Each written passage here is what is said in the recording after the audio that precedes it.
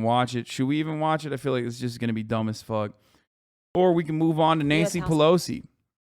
China is targeting Pelosi and her family with sanctions. China has also decided to no longer cooperate with the United States on certain issues. Marjorie Titan Green, trigger warning. Big's talking about defunding agencies like the FBI and DOJ. That's awesome. Wonderful conservative ideas. We'll do this in a second. Here, let's watch what happened with Nancy Pelosi. Where she has defended her tour, including the controversial stop to Taiwan. But China has further protested that visit with a new show of force. Taiwan says that several Chinese warships and jets have crossed the median line of the Taiwan Strait, and that a large number of planes have entered its identification zone.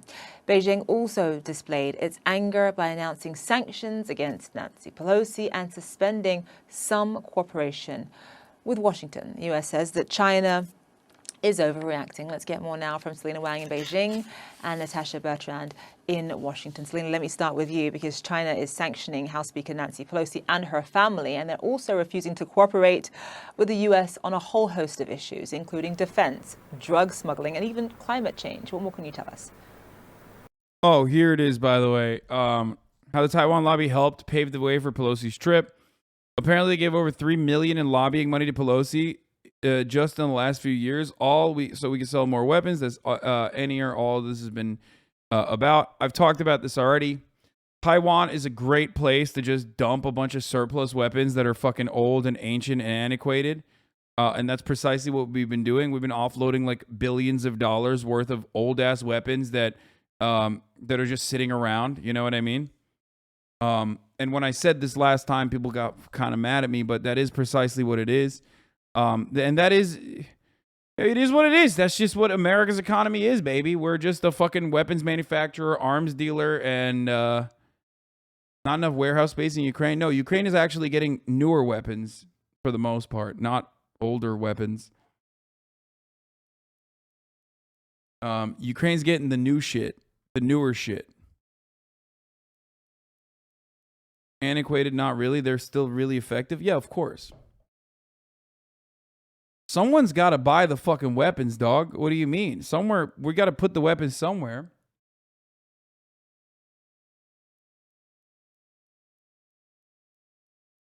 But yeah, $3.1 million the Taiwanese government has spent on lobbying Nancy Pelosi from 2018 to 2022. Of course, for $3.1 million, Nancy Pelosi is going to turn around. Well, it's not just $3.1 million. It's $3.1 million in lobbying that she's getting. But then also on top of that, it is the weapons manufacturers that are benefiting from the offloading of their old surplus shit. Okay? You ever go to the Army auction sites and almost buy a tank or an old Army Humvee? Yeah, me either. Well, Zane, we're seeing China come full force with a whole array of retaliation and backlash diplomatically, economically, and militarily, of course. And now it is sinking U.S.-China relations to a new low. As you mentioned, they are sanctioning House Speaker Nancy Pelosi and her immediate family. They have not shared any information or details about what that will entail, but it is a highly symbolic move. And now, critically, they are announcing that they're cutting off dialogue with the U.S. in a wide array of areas. I'm hearing critically, myself. as you say, in climate change. This is a really big deal because climate change is one of the... No, it's cool. No, it's fine. Dude, saber rattling with the most significant country in our already fragile supply chain that basically has like a universal grip on manufacturing. That's actually the smart thing to do and the right thing to do, really. So I'm glad that Nancy Pelosi was, girl bossing, out and about, doing what she does best. Okay, well, what's the problem? Y'all are just hating. Y'all are just hating on a queen. Okay, boss bitch, boss lady. only areas where the U.S. and China were continuing to consistently speak to each other despite the heightened tension. Can I ask a question? If the U.S. was already going to visit, why would they ever succumb to China's demands? That just seems like not an option from the U.S. perspective. I don't know. Maybe because China is an incredibly valuable trade partner, and also on top of that, you know, the fucking a genuine competitor in America's endless and I would say desperate and flailing attempt at grasping to the remaining global hegemonic power status it has. China is going to overtake America. So it's probably better to have favorable dealings with China rather than try to continue fucking flailing your arms around like a psycho. By the way, the U.S. government agrees to the one China policy. So Nancy Pelosi doing this goes against that. You understand? So your original premise is misguided because the United States official policy towards Taiwan is that it is in recognition of the one China policy. But hey, like I said, those weapons got to go somewhere, baby. Over the last few years. So the fact that they are cutting off dialogue in these key areas, it just shows the state of U.S.-China relations today and just how much mistrust there is between the two sides. And it remains to be seen if the impact of this is reversible. So you don't think China is overreacting? Wait, I don't understand. If you tell someone like, you know, I'm not going to hit you in the face, okay? I'm not going to hit you in the face. And then you slap them in the fucking face while you're like, oh, well, you know, that was my friend. I have no control over my friend. But, like, I totally could technically tell my friend not to slap you in the face. And then, you know, you're going to get a little bit of retaliation, right? Like, that's not even remotely comparable. How is that not remotely comparable? This is a cringe take. I'm sorry, dude. I'm sorry that I'm not going to fucking sit here and be like, Hasanabi being a CCP simp. Fuck all of you, okay? You know what my perspective on this matter is. It is not a bad analogy. Nancy Pelosi going to Taiwan, unironically, changes the dynamic. This is the last time this happened was Newt Gingrich in 1997. The Speaker of the House, the third in line of the fucking presidency, showing up in fucking Taiwan and showing up in Taiwan against China's wishes, against the one China policy that America personally fucking abides by, is a direct fuck you. Okay? That's it. You can fucking try to get all of your talking points in order to be like, well, what about Taiwanese liberation? What about Taiwanese independence? What about this? What about that? It doesn't matter. The majority of Taiwanese people do not want to fuck the current predicament that they're in, okay? More of them want to inevitably get to independence than unify with China. Some of them even want to fucking take over mainland China, but that's psychotic and it doesn't fucking matter. But ultimately, what people want in Taiwan, if you care about what people in Taiwan want, it's don't rock the fucking boat. China is a gigantic economic power. China is a huge trade partner, okay? That's it. That's what the Taiwanese people are saying. If you look at the fucking numbers, that's what they're saying. If you look at CNN, you would think every single Taiwanese person wants to fucking do an international call to arms to go over, take over fucking China. Shut the fuck up. How quickly you get whipped up into a fucking frenzy over what you read and what you see. That is a bad analogy because at least that friend is his own person, not part of the same person. It's more like I didn't slap you with my hands that just crossed your face. Yeah, exactly. It wasn't even a friend. It was like literally, it's just literally straight up a slap from your hand.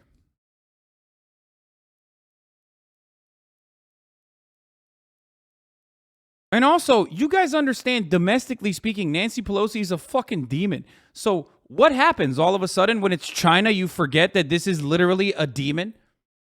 This is what I don't understand with leftist chats. Like, what, you think she like genuinely and earnestly cares about fucking the liberation of Taiwanese people? Is that what you think? They're straight up saber rattling, and you're like, no, that's actually what the fuck. I don't understand what you're saying. It's not saber. It's not saber rattling at all. It is. It is. That's exactly what it is. And that's precisely your argument against it is very America First mentality, though. We should put people's rights about profits for our economy.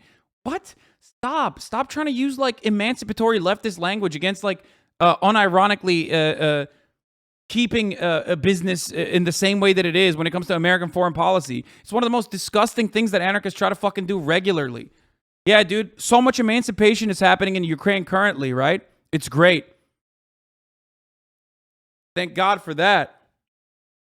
America is a global superpower, the global superpower, had every fucking opportunity to cut a deal and ensure that there were no invasion occurred in Ukraine with Russia and Ukraine, but it didn't do that. It kept fucking saber rattling, and Russia already had interest in Ukraine as well, obviously, and then they fucking followed through with it. They wanted to expand on their on the eastern Ukrainian territories, and they successfully did, and now the price of that is Ukrainian blood. Where are the American troops? Where are the American soldiers? They just fucking dumped a shitload of fucking small arms and also weapons into Ukraine and fucked off. Who made the money? The defense industry made the money.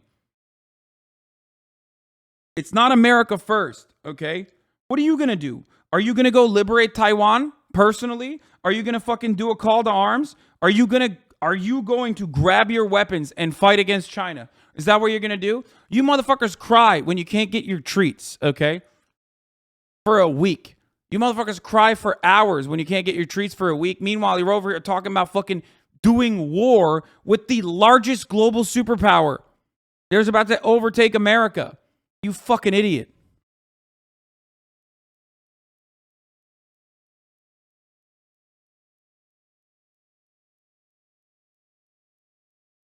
This is like chat defends NATO 2.0. Yeah, I know. It doesn't. Hey, remember when I first covered this like a while ago? And there wasn't a lot of angry people in the chat. Remember when I covered it again earlier this week and there wasn't a lot of angry people in the chat? Do you want to know why there wasn't a lot of angry people in the chat? Because they hadn't gotten the appropriate talking points from their fucking YouTube essayists and from CNN. But now they have decided these are the appropriate talking points. Taiwanese independence, Taiwanese emancipation. So now you're seeing a lot more pushback. And it's only going to be worse overall because there's nonstop coverage over it. It's so frustrating. It's so frustrating, and people can't even fucking like, you know, take a breather and be like, maybe we shouldn't do this.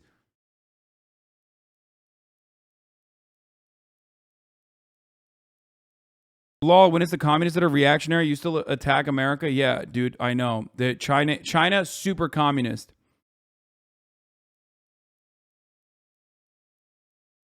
Just like, I mean, China is at least more of a transitional socialist state than fucking Russia is, even though there's plenty of not socialist elements within China. Holy fuck. But the idea that we are not the most reactionary country on the fucking planet is ridiculous. Oh.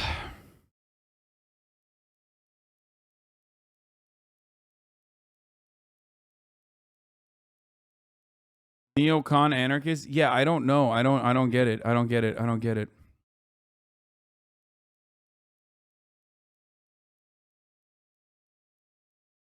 Crazy that people are getting outraged now, but this shit has been going on for a while. But the second they see CNN and Nancy Pelosi, they want to get their AR-15s. No, they don't. They don't want to get their AR-15s. They don't want anything. They just want to fucking yell on the internet. If they truly wanted to fucking... First of all, us having this back and forth in this Twitch chat is completely negligible because, let's be real, the average American has no say over American foreign policy, okay? Lockheed Martin has say over American foreign policy, and that's just the way it is. So all these people that are fucking writing essays on YouTube or in essays in fucking Twitch chat, repeating talking points they got from their favorite BreadTube essayists or repeating talking points they got from fucking CNN and MSNBC, it doesn't matter. We're just having an endless back and forth circle jerk, okay? Ultimately, so many of these people are not going to do anything about it anyway. They would never do anything about it. And actually, they would only suffer the consequences personally of their treats being shut off. And then the L taking would be associated with the Democratic Party. If they genuinely care about like, I don't know, the Democratic Party's involvement in politics and whatever the fuck, and if that's like the end all be all of like political action, then guess what? You're cucking yourself. Okay?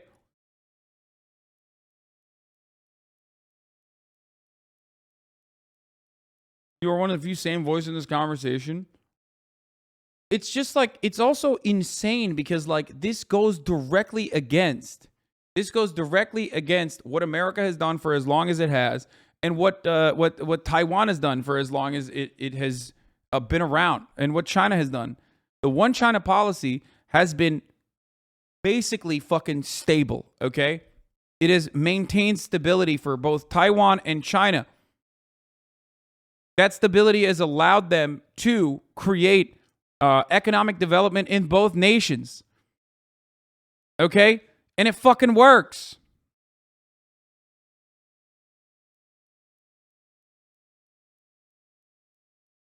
It feels real disingenuous to see people use emancipatory language to talk about Taiwan or Ukraine, but then will refuse to engage in full-blown war with said nation.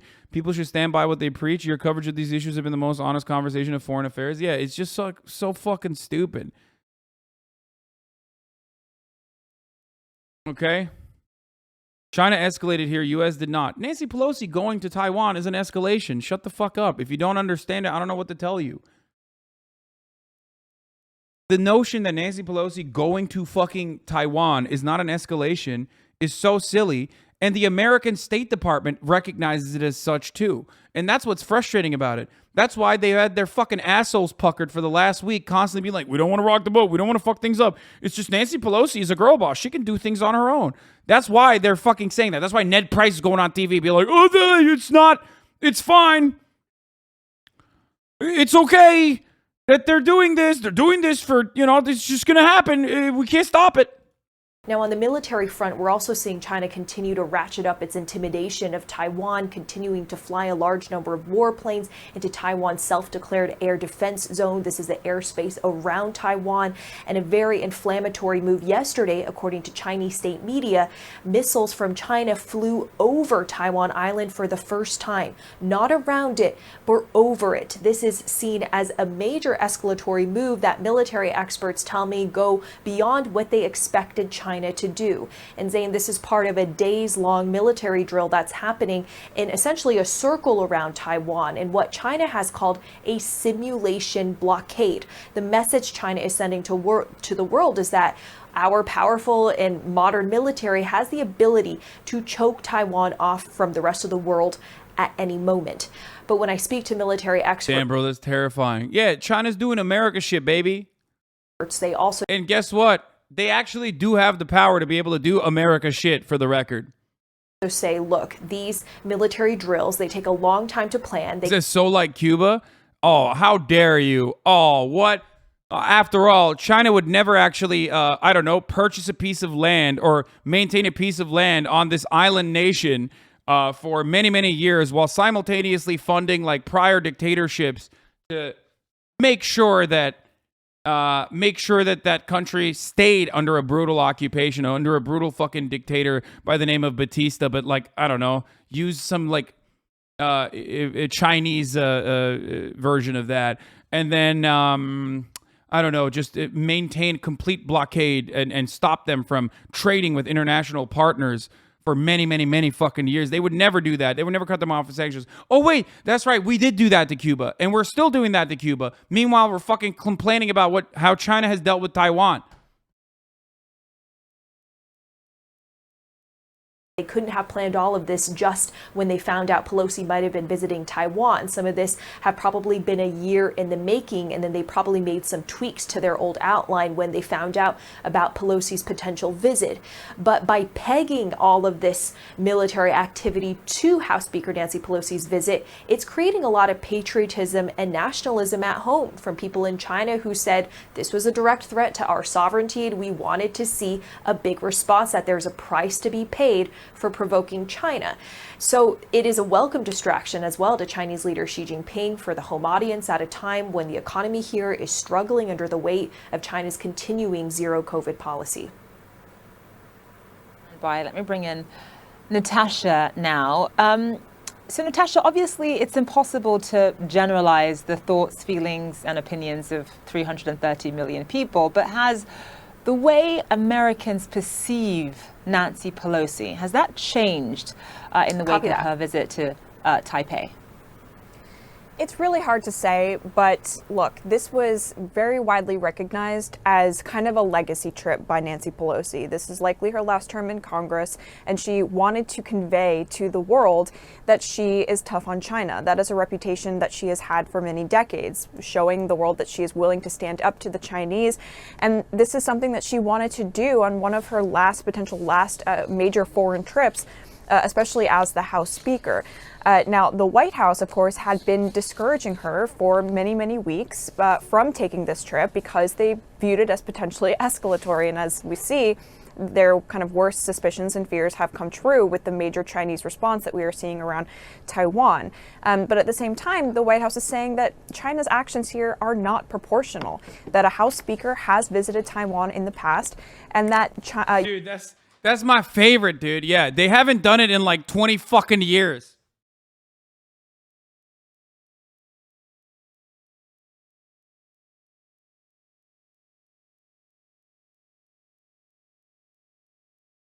In like almost 30 years, they haven't done it. I wonder why.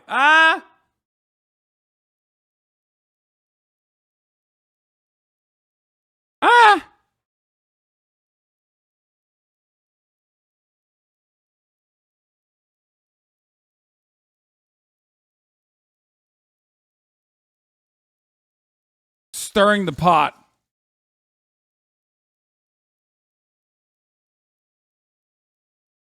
Guangzhou Bay? Fucking Christ.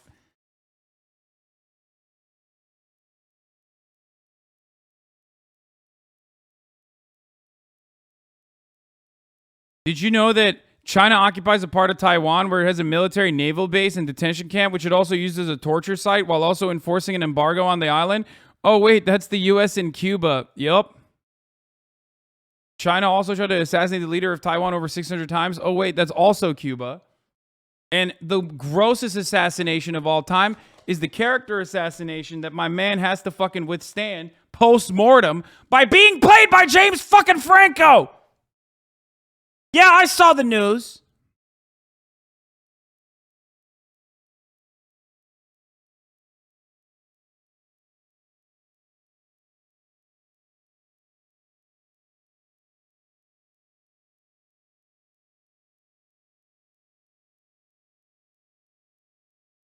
Yeah.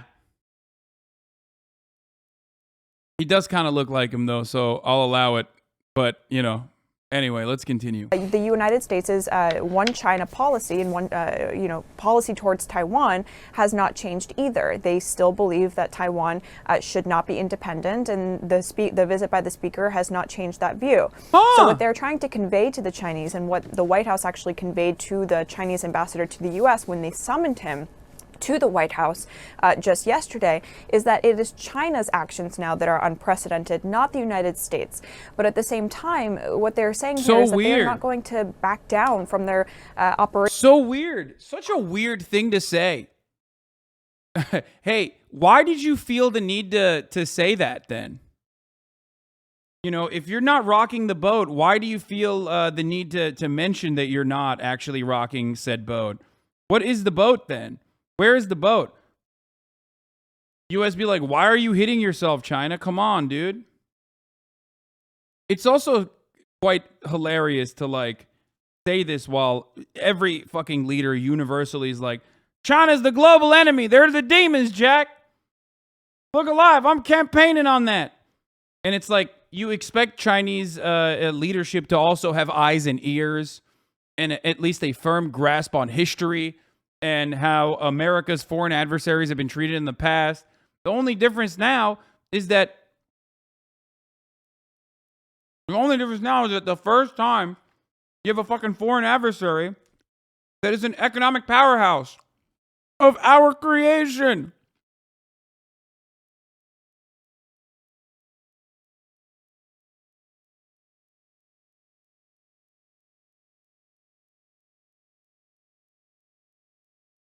So it's fun. It's fun to have these combos. operations in the Western Pacific just because China has engaged in these military drills, despite the fact that, according to the National Security Council spokesman here, it appears to the United States as though China is deliberately upping the ante here in order to create a kind of new status quo, in order to kind of push the United States out of that orbit and make it so. America's so funny that, like, America's so funny that they're able to literally do this, and then the media, which is, by the way, of course, not consolidated and totally free, will turn around and be like, yeah, you know, it's really fucked up. It's really fucked up. I can't believe, you know, we double dog dared China to do something, and then they ended up doing something, and that's really fucked up of China to do, really. It's like, motherfucker, you just said.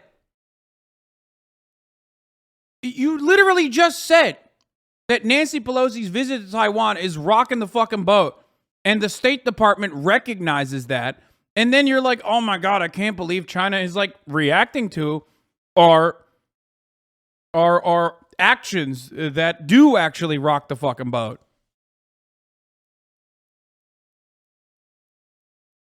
Man, that's so crazy. So that this is normalized.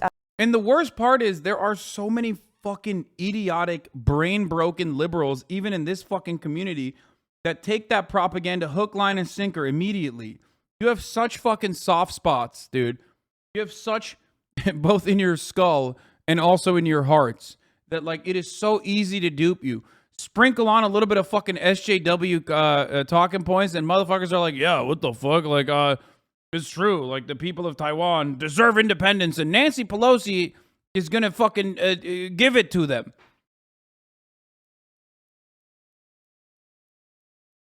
Military activity near Taiwan to kind of prevent the United States from feeling as though it is safe to operate there.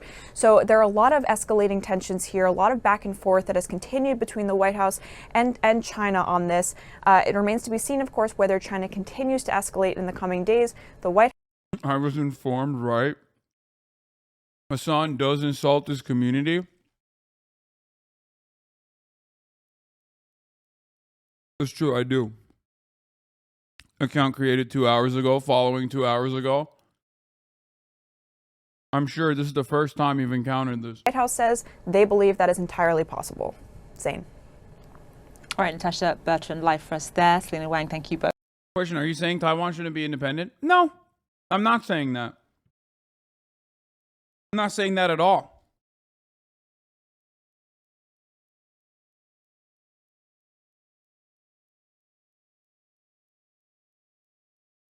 I'm saying that, as it stands currently, Taiwan and China have a complicated relationship. Okay? One that America abides by. Are you saying that the U.S. should take actions against Pelosi? No, I'm saying that she should have never fucking went to Taiwan. They should have told that girl boss to stay the fuck home. Or at least, you know, complete the Asian tour that she was doing, the tour of Asia, without, you know, making one of the wings of that tour in fucking Taiwan.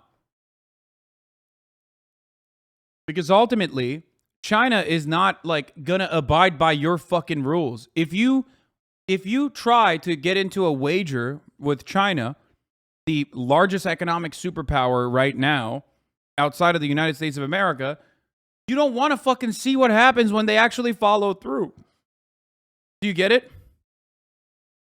You don't want that. That is terrible. Especially when right now, nothing is happening. Like, nothing bad was happening. And now something bad could happen. Doesn't it make America look weak if she doesn't go after? They warn her. Wait, what?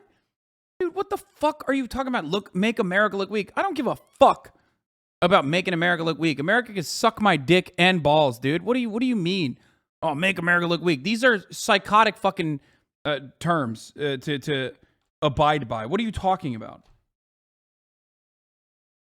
Make America look weak.